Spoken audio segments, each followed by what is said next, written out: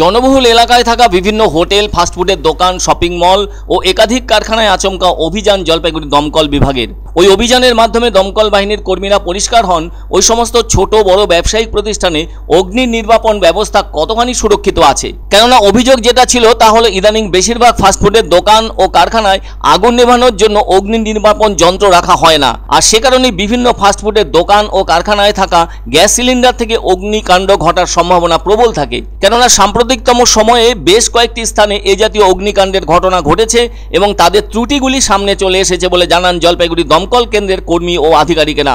এদিকে এই জলপাইগুড়ি শহরের বুকেও অনেকগুলো ফাস্টফুডের দোকান দিব্যি চলছে কোনো রকম অগ্নি নিরাপত্তা ব্যবস্থা না রেখেই। আর তাই দমকল বিভাগ থেকে ওই সমস্ত দোকান ও কারখানার মালিকদেরকে পরিষ্কারভাবে জানিয়ে দিলেন কতখানি জরুরি অগ্নি নির্বাপন ব্যবস্থা থাকাটা, যা সত্যিই জরুরি।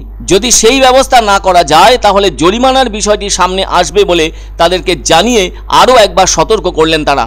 দমকল বিভাগ থেকে জানানো হয় জলপাইগুড়ি শহরের ভেতরে শতাধিক ফাস্টফুডের দোকান, হোটেল ও বিভিন্ন ধরনের কারখানা আছে। এদিকে দমকল বাহিনী তার কয়েকটিতে অভিযান চালায়। এদিন অবশ্য দমকল বিভাগের আধিকারিকরা তাদের উদ্যোগে অভিযান চালিয়ে স্থানীয় সমস্ত ব্যবসায়ীদের আরও একবার করে সতর্ক করলেন। যদি ওই ছোট বড় ব্যবসায়ী প্রতিষ্ঠানের মালিকরা সেই সতর্কের কথা না মানেন তাহলে আইনানুগ যা ব্যবস্থা নেবার সেটাই হবে। আর দমকল বিভাগের কথাই ঠিক বলে অনেকে মনে করেন। যারা চোখ কান খোলা রেখে পথ চলেন তাদের চোখেও বিষয়টি ধরা পড়েছে। সত্যি তো এই শহরের রাস্তার ধারেও প্রচুর ফাস্টফুডের দোকান আছে, কিন্তু সেভাবে অগ্নি নির্বাপনের কোনো ব্যবস্থা রাখা হয় না বলে অনেকেরই অভিমত, যা অবশ্যই রাখা কর্তব্যের মধ্যেই পড়ে।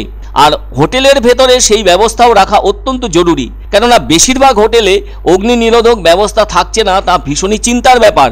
কারণ বিপদ বা কোনো ধরনের দুর্ঘটনা বলে কয়ে আসে না, হঠাৎই তা দেখা দেয়। তাৎক্ষণিক ব্যবস্থা নেওয়া তখন কঠিন হয়ে ওঠে। তাই সময় থাকতে সাবধান হওয়াই উচিত। তাছাড়া এটা তো সেফটির জন্য 100% ভাবা উচিত। অনেকে বলে থাকেন যখন ক্ষতি হবে তখন তো সবটাই যাবে, সেই সাথে আইনের কবলে পড়ে চরম কঠিন যন্ত্রণায় বিদ্ধ হতে হবে সেই ফাস্টফুডের বা হোটেলের মালিকদের। তখন রন্ধে রন্ধে আইনের ধারা প্রবেশ করে বৃষ্টির ধারাকেও হার মানিয়ে দেবে। তাই সময়ে থাকিতে বাপু হও সাবধান। একইভাবে বিভিন্ন যে কারখানা রয়েছে তাতে ইলেকট্রিক ব্যবহার করে কাজও চলছে, সেখানে তেমন কোনো দুর্ঘটনা যদি ঘটে যায় তার দায় কে নেবে? সবচেয়ে বড় কথা, কারখানার ক্ষেত্রে অনেক জায়গা থেকে দুর্ঘটনার সংবাদ শিরোনামে স্থান পেয়ে থাকছে, তাতে অত্যন্ত খারাপ অবস্থা তৈরি হয়। হরহামেশাই শোনা যায় ওইসব কারখানা থেকে শর্ট সার্কিট হয়ে দুর্ঘটনার কথা। তাতে সমস্ত জিনিসপত্র নষ্ট হয়ে যেমন আর্থিক ক্ষতি হয়, তেমনি আবার আইনের বেড়ায় আটকে গিয়ে আরো বড় খেসারত দিতে হয় সেই কারখানার মালিককে।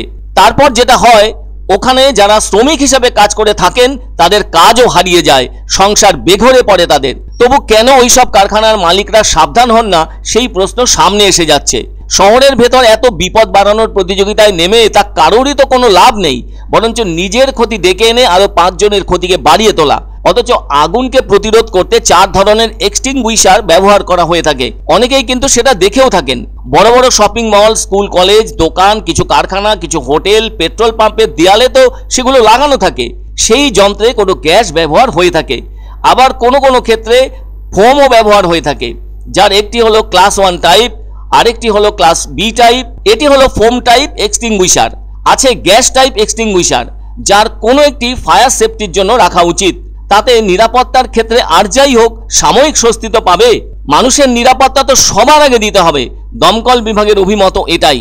আর সেগুলোতে সব জায়গায় আমরা ইন্সপেকশন করে থাকি আর কি, এবং ফায়ার অডিটটা করে থাকি যে ফায়ারের সিস্টেম ঠিক আছে কিনা, ফায়ার মকড্রিল ঠিকঠাক হচ্ছে কিনা, ফায়ারের ইকুইপমেন্টগুলো ঠিকঠাক কাজ করছে কিনা মলগুলো, সেগুলো আমরা প্রত্যেক মাসেই এটা করে থাকি। এটা আমাদের রুটিন ইন্সপেকশন। কারণ ফায়ার একটা খুব ইম্পর্টেন্ট জিনিস। আর আমাদের শপিং মলগুলোতে ক্রেতা বিক্রেতারা থাকেন, আর সঙ্গে সঙ্গে আমাদের নিজস্ব স্টাফও থাকেন, তাদের সুরক্ষার বিষয়টা ভীষণ ইম্পর্টেন্ট আমাদের জন্য। তো ফায়ার রিলেটেড ট্রেনিং আমাদের প্রতি মাসেই হয়ে থাকে। আমাদের স্টাফরাও সচেতন এই বিষয়টাকে নিয়ে, আর এটাকে ভীষণ গুরুত্ব সহকারে আমরা দেখি।